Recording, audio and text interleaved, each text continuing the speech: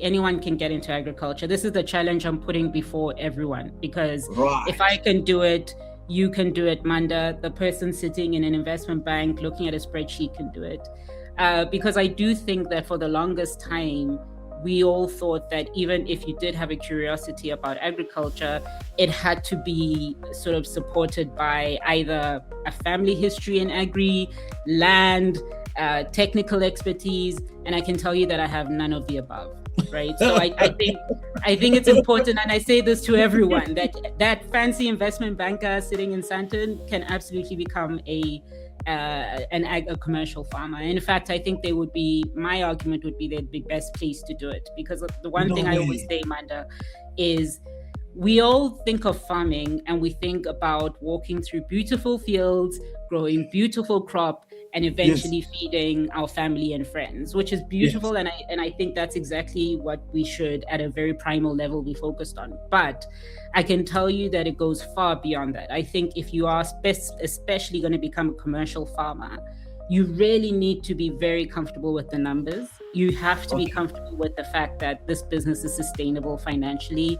What's profit making? What's loss making? How do I bring sustainability into this business? And I don't think all farmers, and I don't mean to be disrespectful to farmers, I think they know farming better than all of us, but I don't think that's inherent in everyone. So the ability to bring what you've learned from that spreadsheet that I'm referencing Yeah. into a field is very unique. So I would encourage people to do it, actually.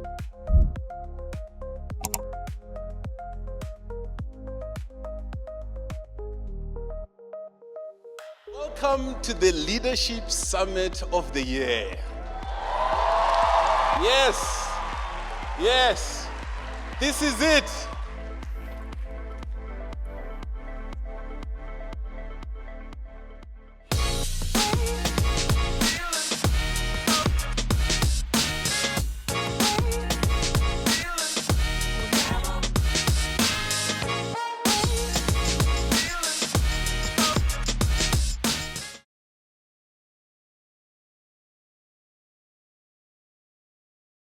Hello, I am Dr. Maanda Tshifularo, and on this week's episode of the SuperLead Podcast series, we are joined by one of Africa's emerging voices in agribusiness and investments, Zanele Hlatshwayo. She is the founder of Leaf and Loaf, a commercial herb export business based in Kenya. And in this conversation, we explore her remarkable journey and the work she's doing to build bankable agribusinesses and strengthening Africa's food system.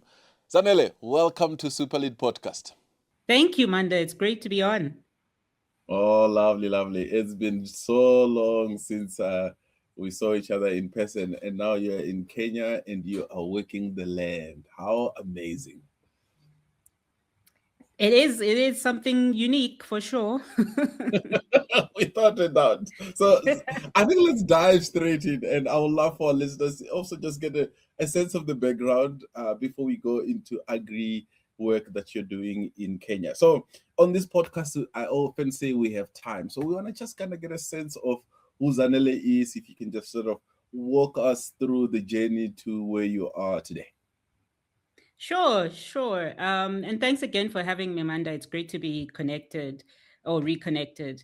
So look, I mean, I carry a couple of titles like we all do, but maybe the most obvious one is South African, proudly a Josie girl. So born and bred in Johannesburg, but have moved around quite a lot actually for the past 15, 18 years, been in and out of the country.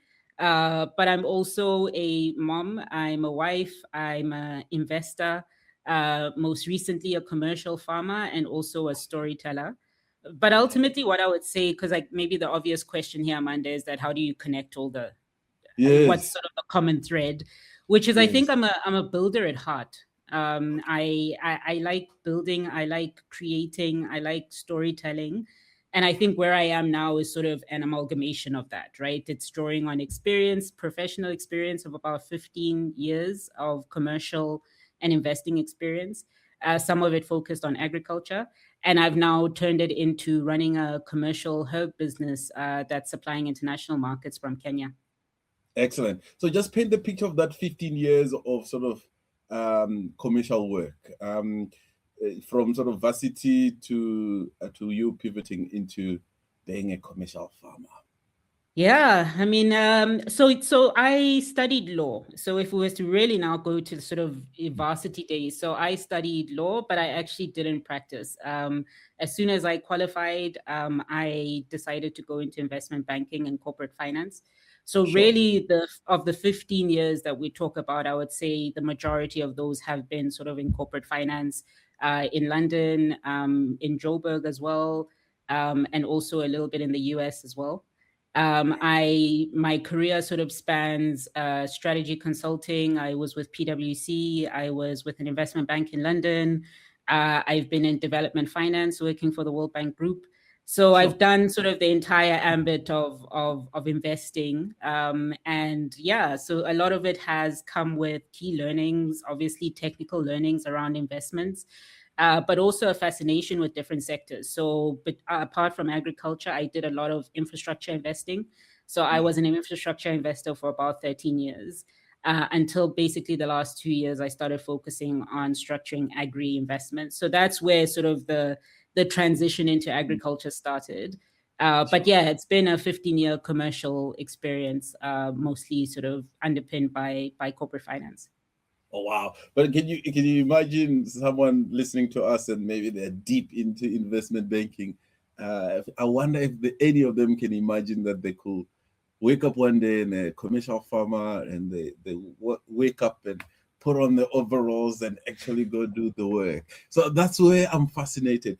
Let's talk about how did you practically transition into agri? Sure. So I must admit, and to your question, I think actually anyone can get into agriculture. This is the challenge I'm putting before everyone, because if Right. I can do it, you can do it, Manda. The person sitting in an investment bank looking at a spreadsheet can do it. Because I do think that for the longest time, we all thought that even if you did have a curiosity about agriculture, it had to be sort of supported by either a family history in agri, land, technical expertise, and I can tell you that I have none of the above. Right. So I think it's important, and I say this to everyone, that that fancy investment banker sitting in Santon can absolutely become a commercial farmer. In fact, I think they would be. My argument would be they'd be best placed to do it, because the one No thing I always way. say, Manda, is we all think of farming and we think about walking through beautiful fields, growing beautiful crop, and Yes. eventually feeding our family and friends, which is Yes. beautiful. And I think that's exactly what we should, at a very primal level, be focused on. But I can tell you that it goes far beyond that. I think if you are especially going to become a commercial farmer, you really need to be very comfortable with the numbers. You have to be Okay. comfortable with the fact that this business is sustainable financially. What's profit making? What's loss making? How do I bring sustainability into this business? And I don't think all farmers, and I don't mean to be disrespectful to farmers, I think they know farming better than all of us, but I don't think that's inherent in everyone. So the ability to bring what you've learned from that spreadsheet that I'm referencing Yeah. into a field is very unique. So I would encourage people to do it, actually. Sure, because there's, if you have a group of about 20 people, and then you go, hey, tell me about some of your side hustles and some of the things you're doing that is not on your CV. Um, three, at least three to about six, they will go, I'm doing some farming, or either it's crops or it's animal, and I think there is a lot of people doing farming, but it's just at a small scale. And how you break that into commercial farming, that's the question of my fascination. So walk me through the journey in Kenya. How did we end up with the land, and how's it going? Yeah, so Kenya wasn't hard. So I was already based here. So I'm married to a Kenyan, where our life is based out here. So that wasn't sort of a huge sprint. I didn't leave South Africa and sort of move to Kenya. We were already out here. Okay. And the one thing I always say is, to be based in Kenya is to appreciate how much the Kenyan people have a love and appreciation for land, right? So they may Sure. not always utilize it, but for the most part, most people inherit it, which Sure. is not something that always happens in South Africa. You're not a lot of us, especially city folks, don't inherit large amounts of land. But in Kenya, actually, it's tradition to hand land down. And so by virtue of that, I think any conversation you have with people, they'll be like, oh, but me, I have my 3 acres, I have my 4 acres up It's just like country. that. So it's kind of a given, right? But the tragedy, I think, here is that a lot of it is just uncultivated. So they have it. They I think they have aspirations to eventually farm, but very few of them do. And so I think it's a very common conversation in Kenya, certainly with our friends, even doctors, lawyers. They say, oh, but I have my 10 acres. Eventually, when I'm 60, I'll farm. So why we were different is that we were determined not to wait till we're 60. We said that actually we are going to explore this sector that is actually very high potential. And the other thing, Maanda, that we did, which I think was unique, but I also think everyone should do this, is be very intentional. Because I think it's one thing to grow a couple of rows of cabbages, and I'm not trying to, there's nothing wrong with that. But we were very intentional from day one that we wanted this to be a commercial business. And I think once you picture your business at sort of the highest scale, the largest scale, it's hard then to kind of think with a subsistence mindset. And it's not to say that we started with, right now we have about 80 greenhouses, but literally we started with 4, right? And so, I always tell people this as well, because the assumption is that they think I had this big check from day one, and that check wrote these multiple greenhouses. But no, we started with 4. And with those 4, we started looking at buyers. We started understanding what sort of the commercial plan is. We started understanding how is it that we can grow this business. And so I think if you're intentional from day one, it actually would be hard for you to stay at subsistence. I think you just start seeing more and more and more opportunities, and you grow the business that way. Sure. Right. So more details, please. So you inherit this piece of land. There's an option for you to continue doing your corporate career until you retire and then work the land. And then you decide, no, we're going to do agri, we're going to get our hands dirty. Let's talk about funding and choice of what you will farm and why. Yeah, so the funding is self-funded. We haven't gone out yet seeking for outside external funding or institutional capital or anything like that. So for us, it was just using our savings. Why the choice of herbs? I mean, look, we did a lot of research. So that's the other thing, people always like, oh, you woke up and decided to be a farmer and chose herbs. No. In fact, I would say that it was maybe 2 years, Maanda, of research on 2 the years land. before touching the land. Before touching the land, we did our research around, because there's a lot of considerations, right? It's affordability. What is the crop? Can we grow this thing? How hard is it, etc. And so we took a while and we went through our options. I mean, we looked at macadamia nuts, for instance. I tried to convince my husband that maybe export macadamia nuts was an option. It would be something I would one day also explore. I know, for instance, in Mpumalanga, there's a very vibrant macadamia nut export operations. And so, we looked at macadamia. Of course, like everyone, we looked at avos. I mean, we looked at everything. I mean, we were quite sort of particular around the analysis and the conclusions we were drawing around, what ultimately we would farm.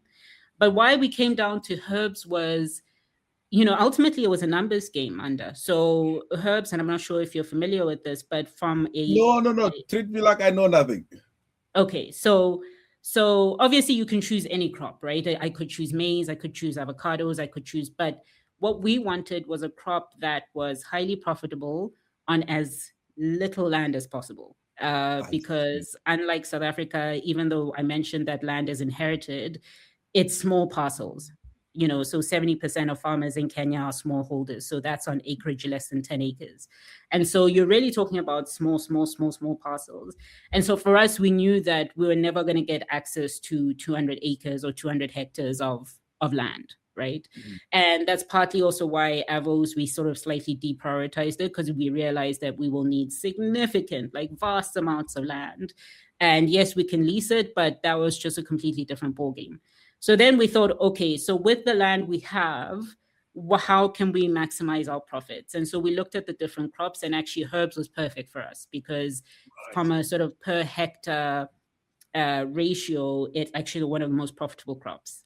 So you need less space, but it has the highest yield and also the highest profitability. So it was in many ways a calculation, which is where, again, that sort of investment banking hat comes back I in. see. Because I if we were see. really sort of drawn by Mm. our hearts, then we probably would have been doing avos right now. But I think for us it was very, how do we optimize for what we're trying to do? How, as commercial farmers, can we optimize our yield but also optimize our profits within the shortest amount of time?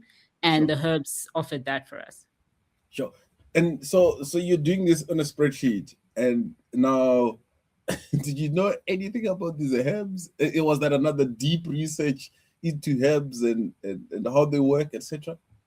Exactly zero. When I say zero, zero. There wasn't some uncle who walked us through his farm and said, "This is my children, follow me." No, there was nothing. There was nothing like that. It was, as I said, I mean, part of it was academic, so going, understanding, and then part of it was also, there are some farmers in existing herb farms in Kenya that we then requested some tours, and they were lovely enough to allow us onto their farms. But it was learning by doing. It was really just kind of it. When I talk about a deep dive, it really was a deep dive. But Sure. that's the beauty of agri, and I think in many ways I always call it the great levelizer, Manda, because Right. I can think of, and I'd be curious whether you think there's some sectors like this, but I do think there's some sectors where it's just impenetrable because of either a technical skill set, even perhaps even a monetary kind of inhibitor.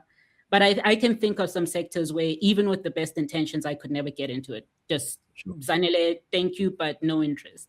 But I Mm. do think with agriculture, with enough research, and obviously with enough capital, because Manda, one of the things I always say, and I don't like misrepresenting agriculture, because I think, sometimes it's easy to be like, oh, everyone should farm, everyone should be a commercial farmer, but actually it does come with capital requirements. And Without a so doubt. I never want to misrepresent the idea that anyone and everyone, but to the extent that you can save, and to the extent that the spreadsheet allows you to give away some of your savings towards a business, I think this would be one of the best initiatives you could sort of launch into. Oh wow. Now let's talk about so now who will then buy these herbs from you, and how, and all that value chain. So that's the thing, and that's the other thing. I mean, we all get excited about herbs, and when I talk about herbs, I don't know if it's helpful for me to explain what I mean. Obviously, Please you know herbs, but explain. Please but explain. when we talk about herbs, we talk about some things you may have seen on your plate, Manda, some things that may be completely new names. But for the most part, on our two farms, we grow two major herbs. So we grow basil, which I'm Okay. sure you're familiar with, and we grow chives, which are like spring onions. Right. But then we also grow a basket of them. So in addition to these two anchor crops, we have about 12 other crops. So we grow a basket, and typically you sell a basket. So it's everything from mint, marjoram, rosemary, thyme. So things you would have seen on the shelves in Pick and Pay, maybe didn't pay that Hmm. much attention to. Next time, Yes. pay attention to them, because they're tiny. I They don't occupy just a lot walk of past. they don't occupy a lot of shelf space, but let me tell you, there's a very vibrant market behind them. So to your question around how do we then get it to the customer? So our business is 100% export focused, Okay. and all our buyers are in Europe, primarily in Netherlands, but also in the UK. So Right. we're exporting about every second day of the week. So 3-4 times a week we export to those buyers. But that's the hardest part, and I think that's the part where I am at pains to kind of. And I don't think it's specific to herbs, Manda. I think generally, if you have made that resolution that I'm getting into farming, I want to be a commercial farmer, I'm proud of you. I think it's a great decision, but I think you need to start with the fundamentals, and one of the fundamentals is get a buyer first. Sure. Um, get a buyer first. So for us, we are now sitting on a roster of a couple of buyers, but it's taken us 18 months, of To land a conversation. buyer. Well, look, I mean, we were lucky in that within sort of 2 or 3 months, we had landed an international buyer. But How? then I also think How that. do you, so let's say there's someone in Mpumalanga who's listening to us, and how do they go about finding someone in the Netherlands to buy their herbs? So I think it's a combination of things. I mean, some stuff is not exciting. People won't be happy when I tell them this, but honestly, it's as simple as stalking on LinkedIn. So understanding who are the main buyers of these herbs. And I think, particularly herbs, I don't think it's sort of abstract. I mean, I think it's very clear who the big buyers of herbs are, especially those who are located in the Netherlands. And you sort of do your research. So my husband and I, we have a spreadsheet where we are target buyers. Some of them we stalked on LinkedIn. Others of them we specifically sought them out. So, for instance, there are trade shows that happen about twice a year. And I must admit, Manda, whenever I used to hear about trade shows before I got into Yes, Agri, I thought, yes, okay, that doesn't sound like a good use of time. And it doesn't sound like a good use of my money to fly to Germany for 2 days. But let me tell yes. you, the return on investment on that is unparalleled. So Uh, what happens there? Because I'm so, you before you got into Agree as it relates to trade so shows. So one thing I would say is definitely prioritize those trade shows. So there's 2 in a year. There's many, but specifically for herbs, I would say there are 2 in a year. One is in Germany in February, and the other one is in Spain in September, October. And for instance, the one in Germany, you have about 33,000 people attending. And I would say a quarter of those are buyers. So it's people who literally are Okay, intentional about meeting producers, growers.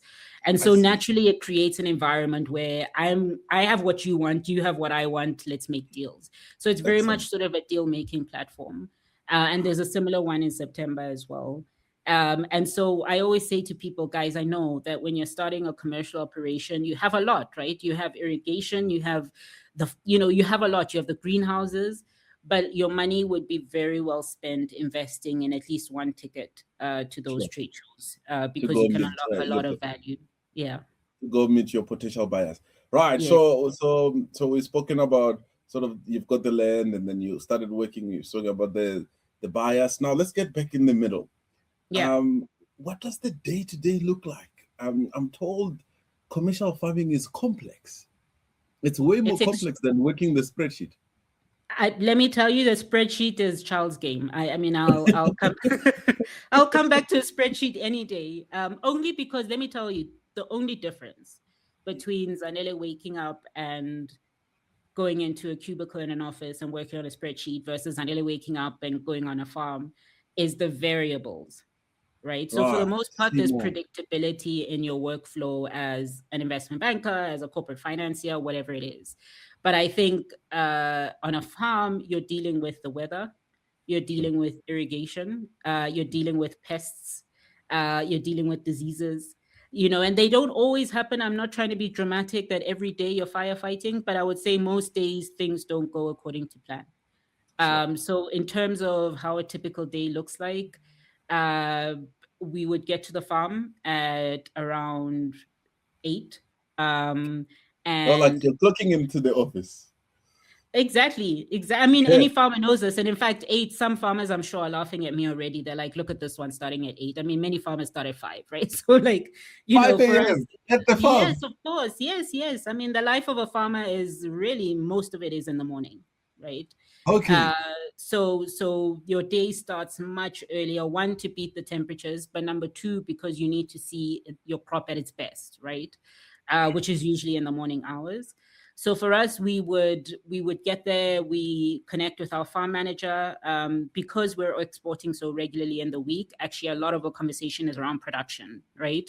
Are we on track for production? What is our estimated what is the availability we're sharing with our clients, um, and what is likely to potentially risk us not achieving those plans, because with farming you always have to work backwards. So is it Sure. availability of water, is it extreme temperatures, is it you kind of have to figure out what potentially within that week could delay your ability to deliver and make those shipments as you committed to make. And Mm. so it's really just problem solving almost preemptively around how do I make this the best week? Because I can tell you, Manda, the one thing that is critical to this business, and I imagine it cuts across all sectors, but particularly in this business, consistency. So no one Consistency will of congratulate delivery. you. Consistency of product, quality, Oh delivery, yes. And unfortunately for all of us, you don't get a pat on the back for delivering one good shipment. You know, your Sure. shipment arrives in Amsterdam, your buyer's not going to call you and congratulate you for that. It's expected, right?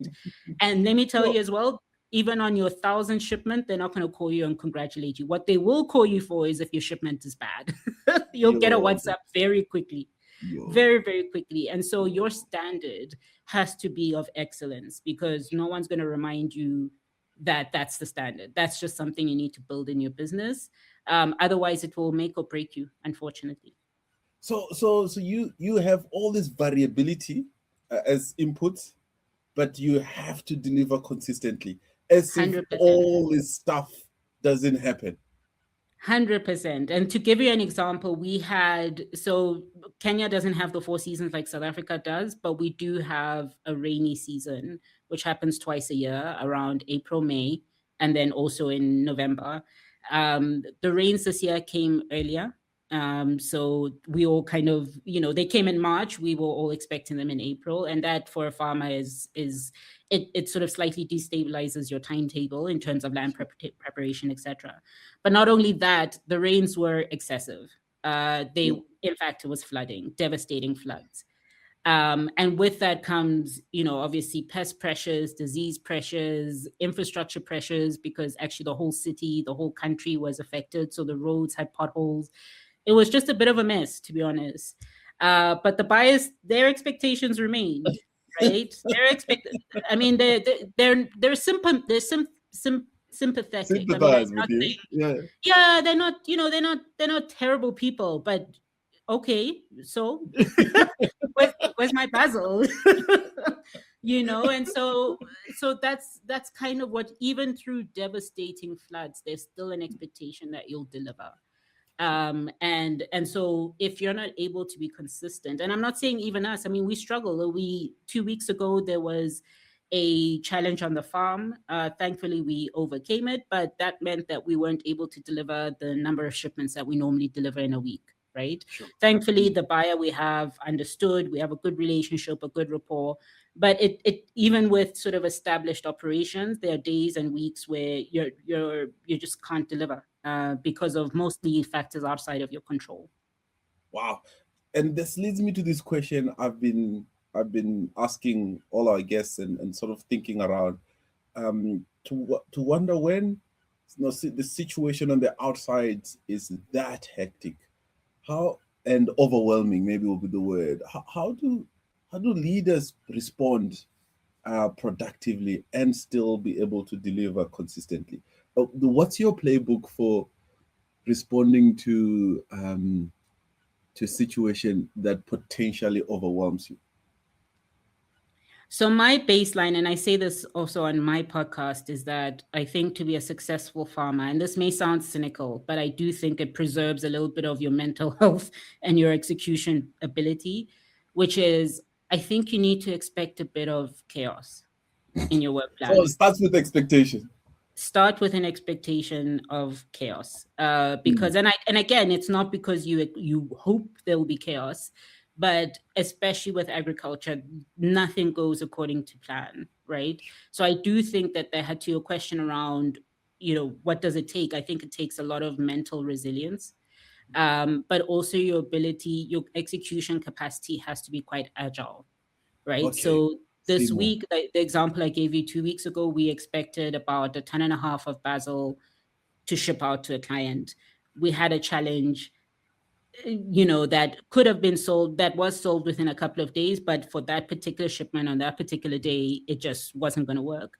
And so you really need to be sort of fast on your feet in terms of how you communicate with the client, but also how you solve, right? So we got our agronomist in immediately, our farm manager was in, we made a plan, we executed. And so I think I would say in terms of a skill set, I think it's that mental resilience, the expectation that things won't go according to plan, but also your ability to execute against plan, almost against what you would expect. Wow. Now let's talk. You're bringing people here, so let's talk. Let's paint the picture of your organogram and Yeah. staff and recruitment and all of it. Yes. So we have two farms, which brings a little bit of operational complexity as well. So they're both about an hour and a half away from Nairobi, away from the airport, but in opposite directions. So there's No. sometimes, yeah. So they're two very standalone operations, and we chose it that way because one farm is very high altitude. It's about 2,400 meters above sea level, so really high up in the mountains for a very specific set of crops. And then the other one is in a hotter area. But what that means is that you then need two separate management teams, two farm managers, two head of pack houses, so operationally, it's quite complex. But my husband is a strategy consultant, and he's very much focused on operations, right? And so to that extent, he's been able to sort of streamline our operations and just make sure that we're functioning as best as we can. But in terms of our total people count, I think we're about 30 now. And then we also have, casuals that would bring it closer to 70, 80. Oh, wow. So, I mean, fascinating. Investment banker and the strategy consultant. Yeah. They leave the office and they go build an agribusiness and sell herbs all over Europe. How fascinating. It's not the most common of stories. It really isn't. So, Zanele, I see the spreadsheets and all of these. Yeah. Why do you go through all of this? What's at the heart? What's the purpose? What's driving you? I have a very primal love for this continent, Maanda. And I think it's because I spent, close to 15 years living outside of the continent. And so, a lot of us are taught that, the greener pastures are always in the US, the greener pastures are always in Europe. And so I've become almost vehemently opposed to the idea that opportunities can only come from the West, right? Sure.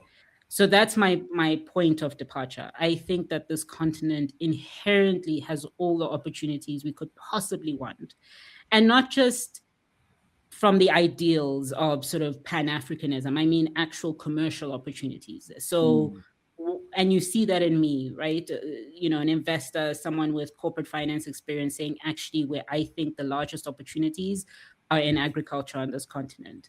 And so to your question around what drives me, it's just this, I'm almost dogged in my determination to unlock the value of this continent, right? Whether it's farm by farm, sector by sector. But I personally have invested in at least I oversee a portfolio. I used to oversee a portfolio of about 40 agri-businesses, all of which are in Africa, all of which could absorb at least between 10 and $20 million worth of external investment, right? So you're talking about companies that had revenues of beyond 55 million, almost $80 million of revenue in agriculture in Africa, right? Sure. And the reason I'm mentioning this is because I think, again, when we talk about farming, we think about a smallholder. We think about the 1 acre. And as I said, there's nothing where I have a deep appreciation and love for smallholders. But I do think there's immense opportunity, Maanda, for commercial farming and profitable commercial farming. And it doesn't have to be herbs. It does not have to be herbs. I can tell you that avocados are having a moment right now. Sure. And if you're interested in avocados and you really want to ride the wave, avocados would make a lot of sense. But what's driving me is this sort of, we need to have an awakening about the opportunities on this continent. And I also think that the tech story has been told very well. And we're all excited about AI and what AI will do for the continent. But I also don't want us to forget actually the more traditional sectors that have immense opportunities. And I don't know if you know this, but it's been calculated that African agriculture represents about $1 trillion opportunity. $1 trillion. Opportunity across the value chain. So not just farming. And it's a fifth of Africa's GDP, right? It employs over 50% of the workforce. And so it's not a sector we can afford to sleep on. And one thing I really am determined to change, Maanda, and which is why I started the podcast, is we need to we need to step away from the idea that African agriculture needs saving, right? It's a Right. charitable case. It's a case that, we all should feel sort of great sorrow for, right? And we should donate. And it's very much sort of cap in hand. No, not at all. In fact, Sure. I know the best agripreneurs who are doing much better than investment bankers in London, right? And I'd love that to go from 10 that I know to 1,000 to 100,000. And so that's what's driving me. It's just this determination to unlock and show everyone that this sector is phenomenal. And that entire value chain is something that we should not be sleeping on. And one last thing to say, Maanda, is when we talk about agri, immediately people think of farmers, which is fine. Okay. I'm a farmer. I want everyone to farm. I want you to farm. I want us all to farm. I'm a podcaster. I'm a podcaster and a farmer. And a consultant. But my point is this. There's an entire value chain that we are just completely sleeping on in terms of agriculture. And I get it, wearing gumboots and waking up at 5 a.m. and tending to livestock and plants may not be everyone's calling, but there's enormous potential in agro-processing. There's enormous potential in logistics. There's enormous potential in value addition. And I just think I'm excited about the sector, and I'm determined to make people as excited as I am about it. Oh, lovely. You're getting me excited here. And I'm a strategy consultant, but can I ever see myself 5 a.m., not working on the PowerPoint, but going to the farm? I don't know yet. And I imagine your work might sort of expand into the rest of the value chain. Yes, absolutely. So you're not just going to export. You'll sort of do some processing in the near future. Yeah, and I think all of us should challenge ourselves that way. I mean, we know this, right? This is the real sort of tragedy that comes out of Africa, that we export raw material and then re-import it at very expensive rates. So even from our business, honestly, we see tremendous opportunity in value addition, in processing. And I think it's also higher margin, which is also something people don't always realize, that actually you earn more by adding, value. So even on our farms at the moment, I mean, we do light value addition, and we repackage, and depending on the order, we package according to the client's needs. But we definitely see a future where we're drying the herbs. We also grow chilies, which I'm very excited about. I love chilies. And I see enormous potential for us to dry the chilies, put it in powder form, and there's huge demand, especially in pharmaceuticals in Germany and in Southeast Asia as well. So I'm excited about that. I mean, I see myself in this industry for 15 years, and it may not necessarily always be in gumboots. So yeah. So as you talk gumboots and the products you are producing, they seem to be leaving the continent. A word or two about this intra-Africa trade, and when can we expect some of those chilies to get to Limpopo? Oh, this is a beautiful question, and let me tell you, this is what keeps me up at night quite a lot, because I think particularly for Kenya has a huge sort of horticultural export system, right? A vibrant ecosystem that's largely almost 100% focused on export to Europe and other parts of the world, which I think is wonderful. I mean, it is what it is. But I also I do think there's a missed opportunity for more interregional trade, and particularly for me as a South African, right? I'm sitting here in Kenya. I'm growing chilies, I'm growing basil. I know that, South African growers in the winter don't always have availability. So why is it that potentially the trading relationship isn't stronger, especially during seasons where, the SA growers aren't growing as much? So it's something I'm working towards, Maanda. I mean, there've also been questions around, it's sort of above me at this point. I mean, I think there's also, trade tariffs and a lot that has to be discussed in terms of interregional trade. But yeah, as far as I'm concerned, I would love, actually, as a primary kind of effort, to get a lot of our produce to SA first before we head out to Netherlands. Sure. As we draw towards the conclusion, I'm just curious, how long has the journey been now? It's been 2 years almost. Yeah. And if you were to Yeah. pause and reflect on some of the learnings as a person, as a leader, plunged into this sector, what could some of our listeners learn from your journey? So, as a leader, I would say you have to, and it sounds really cliched, but it really has been a learning for us that you lead from behind, right?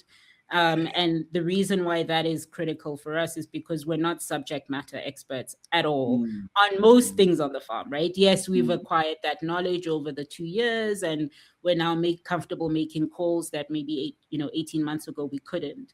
But ultimately, and I quite enjoy this, when I'm sitting in a room on the farms, on either farm, there are people in a room, 90% of whom know what we should do better than I do. Right. And sure. so it's really just allowing people to grow, right, and Mm, execute, obviously with supervision, obviously with consultation. But I do think that you really have to let go in many wow, ways. wow. I mean, obviously, where we can add immediate value, especially around the commercials, building relationships with buyers, etc., then obviously we lean in. But I do Mm, think there's a nuance to leadership in agriculture that doesn't always require you to be the strong leader mm, from the front. I think you kind of have to sort of read between what's needed. And as I sure. said, those needs change on a daily basis. So sometimes we'll get a call from the farm that, we need more orders, in which case you'll see Zanele making the calls, taking leadership on that. But sometimes it could be something related to agronomy, in which case we do need to step back and take guidance. So Sure. that's on the personal level, just your ability Mm, to exercise different forms of leadership according to what's needed, and that could very well change week by week. And then just on the personal level, humility. I mean, oh, plants, wow. I say this on my podcast, but plants don't care for whatever commitments you've made to Europe. They don't care about your schedule. They don't care about, they just respond to conditions, and Sure. some conditions are out of your control. But Mm, even beyond the farm, Manda, as you know, there are conflicts in other parts of the world. You read about them in the news and you're like, okay, well, that's unfortunate, but actually it has a very direct, implication on your business. So for us, for instance, logistics has been highly impacted by mm, conflict. mm. Because there's lower availability of flights, so you can't get your product out as often as possible.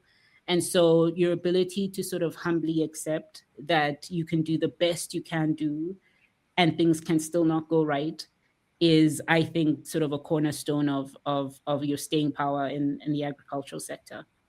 Sure. I interviewed someone who's in the agri space, and she was saying that she has not met a single oh man, what's the word? Atheist in agri. I think that Oh, is a no, that's impossible. I mean, you have to believe in a higher power. So yeah, we are daily prayer warriors on the farm. so the farm makes you more prayerful than the church. So 100% more prayers are said, I think, on the farm than on the church in a week. But yeah, there you go. all right, Zanele. I wonder if there's a legacy you intend to leave, or you're just doing the best that you're doing out in Kenya. The legacy is a love and appreciation for this continent, Mm, um, in whatever form that may be. So, as I said, agri may not be for everyone, but I would love to see a renewed pride in being an African, but sure. also just commercial success. In as much as there are Indonesian billionaires in agriculture, there should be as many billionaires in agriculture in Africa. And maybe one And one last of thing, them will be Zanele.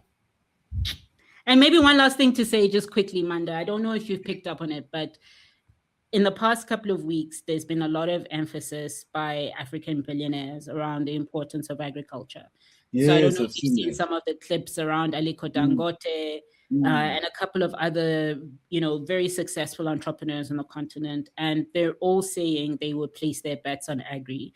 And I know for a fact that they're not saying it from sort of a charitable lens, right? Oh, let's work with the, small farms. I think obviously that is important, but I think they see the same potential I see in the continent and on the sector. And so I don't think it's a coincidence. If billionaires are saying put your money in agri, then put your money in agri.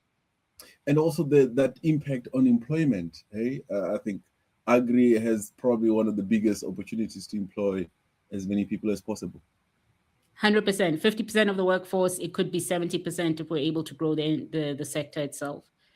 So they will be the largest absorber of jobs, or the largest creator of jobs. I would place my bets in the next 5 years.